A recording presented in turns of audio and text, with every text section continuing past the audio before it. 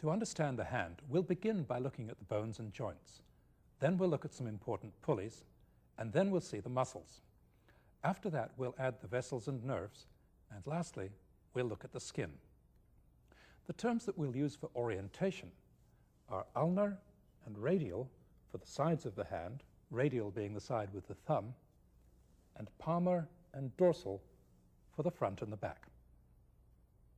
To begin looking at the bones and joints of the hand, let's see what they're called. Here are the 8 carpal bones, and here are the 5 metacarpals. Each finger has a proximal phalanx, a middle phalanx, and a distal phalanx. The thumb just has 2 phalanges, a proximal phalanx and a distal phalanx. The joints of the hand have long names. The joints between the carpus and the metacarpals are the carpo-metacarpal joints. The joints between the metacarpals and the proximal phalanges are the metacarpophalangeal joints. The joints between the phalanges are the interphalangeal joints, proximal and distal. We'll often refer to these joints as CMC joints, MP joints, and IP joints for short. To look in some detail at the bones and joints of the hand, we'll look first at the carpus, then at the 4 fingers with their metacarpals, then at the thumb with its metacarpal. We saw the individual names of the carpal bones in the previous section. Let's look at their overall shape. There are 2 bony projections on each side. On the ulnar side, the pisiform bone, and this part of the hamate, called the hook. On the radial side, the tubercle of the scaphoid, and the crest of the trapezium. With these projections, the bones of the carpus form the base and the side walls of a space called the carpal tunnel. Here's how the carpus looks in the living body. The radiocarpal and midcarpal joints are hidden by the heavy capsular ligaments. Here are those 4 projections again: the tubercle of the scaphoid, the crest of the trapezium, the pisiform, and the hook of the hamate. And here's the carpal tunnel, still without its roof.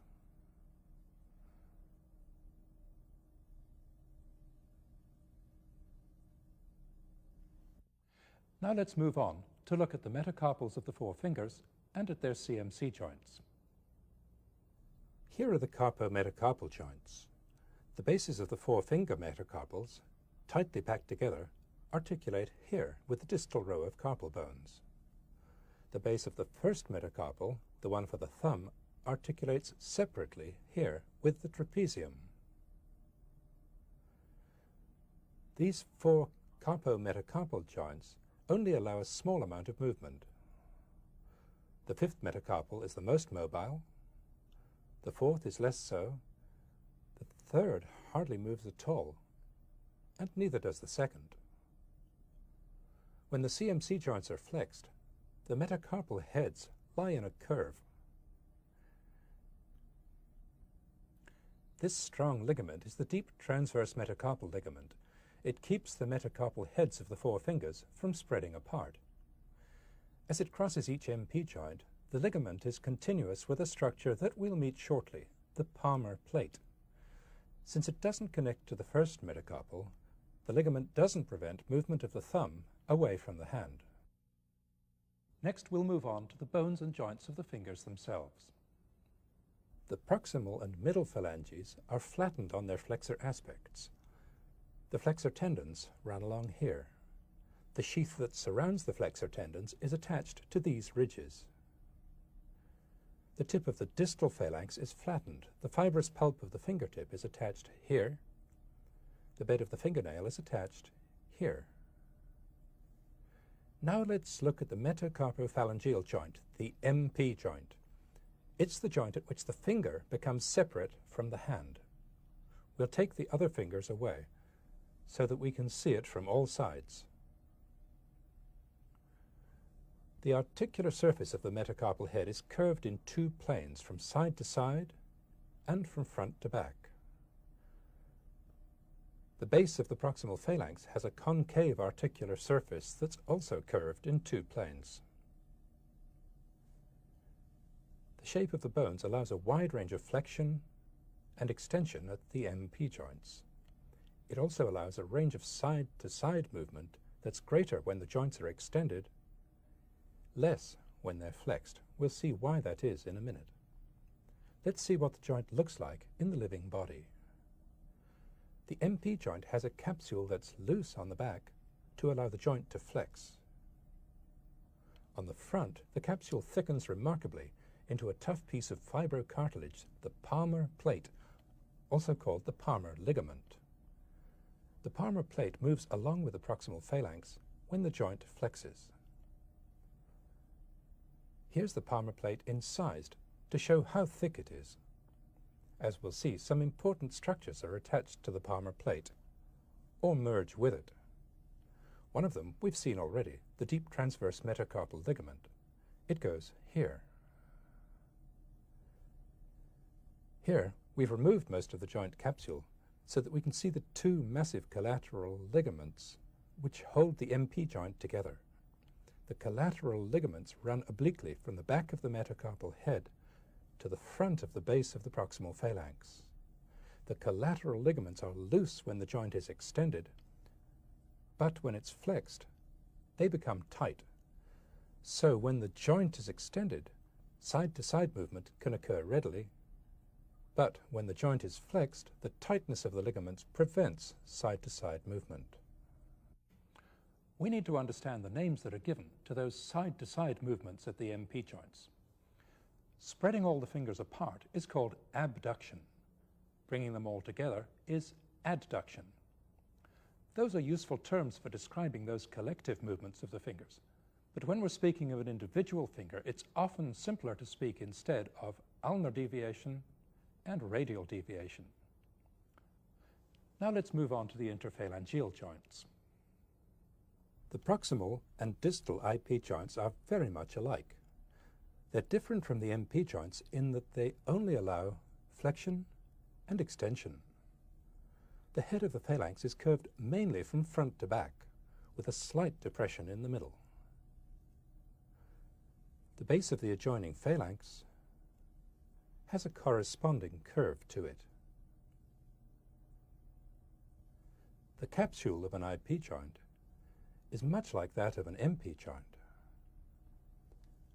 But the collateral ligaments are different in that they're equally tight in flexion and in extension. Now let's move on from the fingers to look at the bones and joints of the thumb. The first carpometacarpal joint is the joint which gives the thumb its special position and a great deal of its special mobility. Let's take off the metacarpal heads to see the joint surfaces. Here's the first CMC joint. It sits in front of these other CMC joints and at an angle to them. Because of this, the thumb and its metacarpal lie in front of the fingers and their metacarpals. Because of the angle of the carpometacarpal joint, the thumb faces not forward as the fingers do, but sideways across the hand.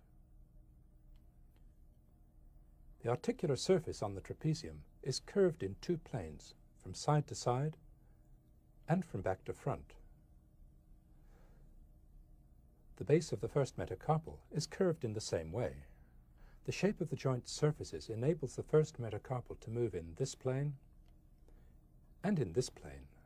We'll name those movements in a minute, but first let's look briefly at the other two joints of the thumb. The MP joint of the thumb is unlike the finger MP joints. It's much more like an interphalangeal joint. It permits only flexion and extension. On its flexor aspect, there are two tiny sesamoid bones, which are embedded in the joint capsule. The one interphalangeal joint of the thumb is just like the IP joints of the fingers. Now, let's go back to the CMC joint and see how the first metacarpal moves and what the movements are called. Movement away from the second metacarpal is called abduction. Movement toward it is adduction. Movements at right angles to this axis are called flexion and extension. These two sets of movements often happen in combination. As it makes these movements, the first metacarpal also rotates around its own long axis, as the pen is doing. When it's abducted and flexed, it rotates medially. When it's adducted and extended, it rotates laterally. This rotation can't happen in isolation, but only as part of those other bigger movements. It happens because of the curious and complex shape of the CMC joint surfaces. This important and complex movement of the thumb is called opposition. It's a combination of abduction, flexion, and medial rotation, all occurring here at the CMC joint. Because of the rotation that occurs, the tip of the thumb ends up pointing toward the fingers. Once the thumb is in opposition, flexion at the MP and IP joints brings the tip of the thumb into contact with the fingers. We've looked at the bones and joints of the hand and at the movements they're capable of. Before we move on to look at the muscles which move the fingers and thumb and the tendons by which they act, there are a number of important pulleys and sliding structures that we need to understand. These structures guide the direction of pull of the tendons as they cross the wrist joint and pass along the fingers. We'll look first at the two big pulleys at the wrist, the flexor retinaculum and the extensor retinaculum. Here's the flexor retinaculum. It's a tough, unyielding strap of fibrous tissue. The flexor retinaculum is the structure that forms the roof of the carpal tunnel. It's attached on the radial side to the scaphoid and the trapezium, and on the ulnar side to the pisiform bone and the hook of the hamate. As we'll see, the median nerve and all the flexor tendons to the fingers and thumb go through the carpal tunnel. The flexor retinaculum branches off in two places, here and here, to enclose two small separate tunnels. This one on the radial side encloses the tendon of flexor carpi radialis. This one, superficial and on the ulnar side, encloses the ulnar artery and nerve. We'll be returning to the flexor retinaculum later to look at some important structures that arise from it, the palmar aponeurosis and some of the thenar and hypothenar muscles. Let's go round now to the dorsal aspect of the wrist to see the other big pulley, the extensor retinaculum. It runs obliquely from this ridge on the radius to the ulnar styloid, the triquetrum, and the hamate. The extensor retinaculum has a number of deep extensions which are attached to the underlying radius. These divide the space under the retinaculum into several small separate tunnels. All three wrist extensors and all the extensor tendons to the fingers and thumb pass under the extensor retinaculum. Now let's look at the structures in the fingers and in the thumb which hold the flexor and extensor tendons in place, allow them to move, and guide their direction of pull. In each finger, this structure, the flexor tendon sheath, provides the two flexor tendons with a smoothly lined, tightly enclosing tunnel to run in. The sheath starts just proximal to the MP joint and extends all the way to the distal phalanx. To see the sheath better, we'll divide it. Parts of the sheath are thick and fibrous, and parts of it are thin and collapsible. On this finger, we'll remove the thin parts of the sheath and just leave the thick parts. These act as pulleys for the flexor tendons, as we'll see. At each joint, the sheath is attached to the edge of the palmar plate. Between the joints, the sheath is attached along each phalanx. The floor of the tunnel for the flexor tendons is formed by the palmar plates and by the smooth, flattened surfaces of the phalanges. The thumb has a similar flexor tendon sheath, for it's one long flexor tendon.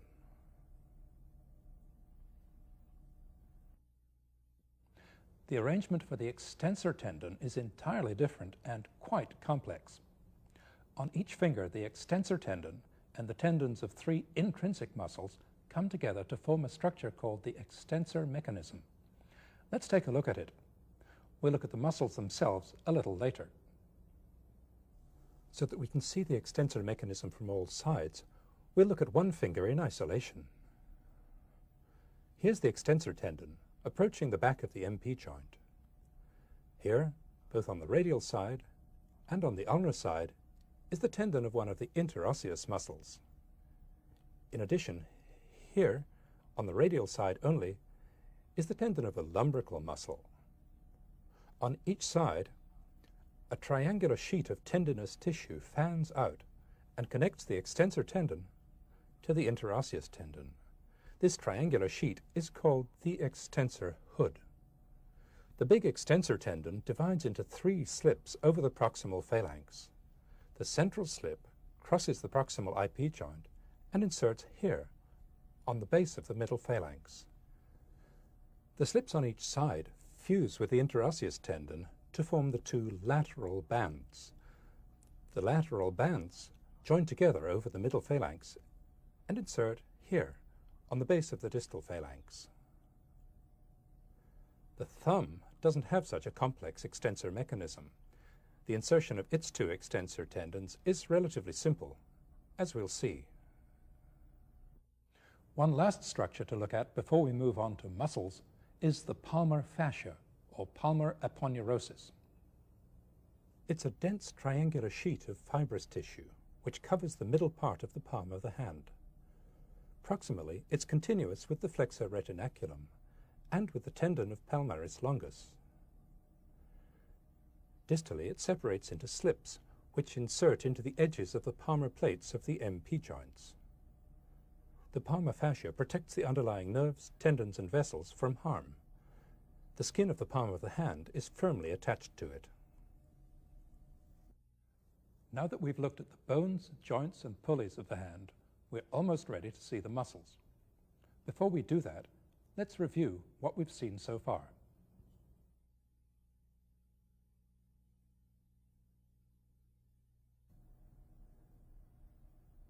Here are the carpal bones, the metacarpals, the proximal phalanges, middle phalanges, and distal phalanges. The carpometacarpal joints, the MP joints of the fingers, the proximal IP joints, the distal IP joints. On the thumb, the MP joint and the IP joint. Here's the flexor retinaculum and the side tunnel for the ulnar nerve. The extensor retinaculum, the flexor tendon sheath, the palmar plate, the collateral ligaments of the MP joint, the extensor mechanism, and the palmar aponeurosis.